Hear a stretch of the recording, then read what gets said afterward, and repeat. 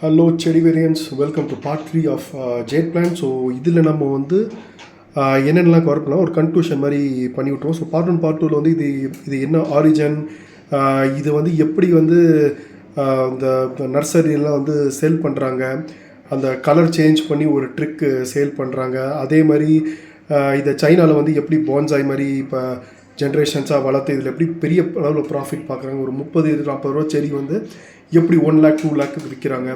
அதே மாதிரி எனக்கு கமெண்ட்ஸில் ஒருத்தர் போட்டிருந்தது, ப்ரோ நான் 6 இயர்ஸாக வந்து இந்த பிளான்ட் வந்து வளர்த்துட்டு இருந்தேங்க, ஆனால் நீங்கள் சொன்ன மாதிரியே ஆகலை அப்படின்னு சொல்லி ஒருத்தர் போட்டிருந்தாரு.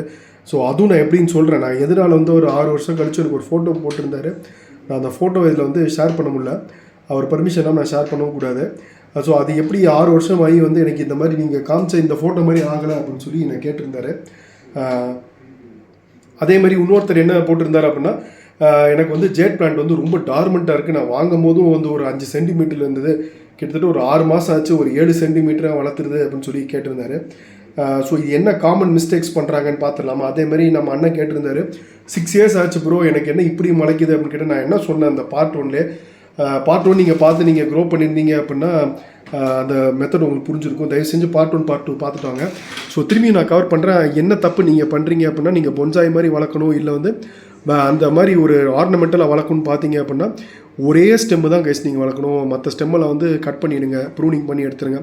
சிங்கிள் ஸ்டெம்மாக வளரும்போது அந்த பிளான்ட் வந்து ஒரு 10 to 15 சென்டிமீட்டர் ஆனோடனே ஸ்ட்ரெயிட்டாக நிற்காது, அது வந்து கீழே வந்து சாயத்தான் செய்யும். ஸோ அந்த ஹைட்டை வந்து நீங்கள் கண்ட்ரோல் பண்ணிகிட்டே தான் இருக்கணும். அந்த சைட் பிரான்ச்சஸும் பார்த்தீங்கன்னா எக்ஸசிவாக முளைக்கும், அதையும் நீங்கள் வந்து ப்ரூன் பண்ணி கண்ட்ரோல் பண்ணிகிட்டே தான் இருக்கணும். ஸோ அப்போ வந்து உங்களுக்கு ஒரு டீ ஷேப்பில் வந்து நிற்கும் ஒரு 1 or 2 இயர்ஸில்.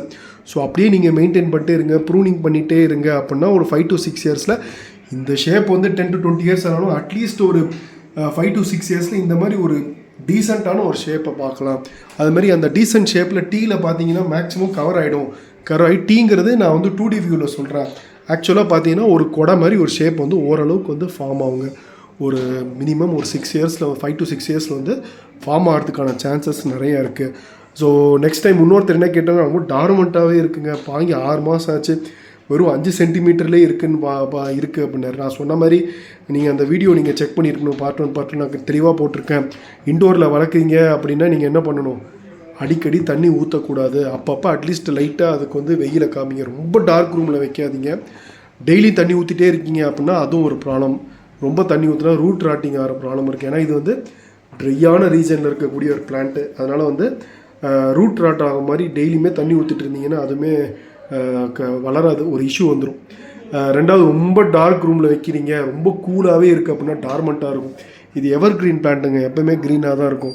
அதனால் வந்து செடி நல்லா தான் இருக்குது, பட் அந்த சுச்சுவேஷன் அண்ட் கண்டிஷன் சரியில்லை. ஆஃப்டர்நூன் டைரக்ட் சன்லைட்டில் நீங்கள் தாராளமாக ஒரு 10 minutes or 15 minutes வச்சு எடுக்கலாம்.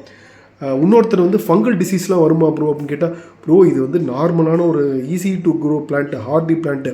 இதுக்கு வந்து ஃபங்கல் வந்து ரொம்ப கஷ்டம் வராது, அவ்வளோ ஈஸியாலாம் வந்து இது ஃபங்கல்லாம் வராது.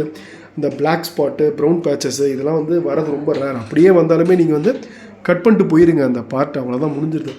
இதுக்காக நீங்கள் வந்து ரொம்ப டென்ஷன் ஆகிட்டு இருக்கணும். மேபி நீங்கள் ஒரு போன்சாய் மாதிரி வளர்க்குறீங்க, ஆர்னமெண்டலாக கஷ்டப்பட்டு வளர்க்குறீங்க, அது மாதிரி வந்தால் என்ன பண்ணலாம் அப்படின்னு கேட்டிங்கன்னா, ஆப்வியஸாக நீங்கள் அந்த நீம் ஆயில் வந்து தண்ணியில் லைட்டாக மிக்ஸ் பண்ணி நீங்கள் அந்த அளவு கடிக்கலாம்ல. 2 ml of neem oil in 1 liter of water அந்த கணக்கில் வந்து நீங்கள் ஸ்ப்ரே பண்ணிக்கலாம். இன்கேஸ் ஏதாவது ஒரு பூச்சி வந்தது அப்படின்னா you can use neem oil method.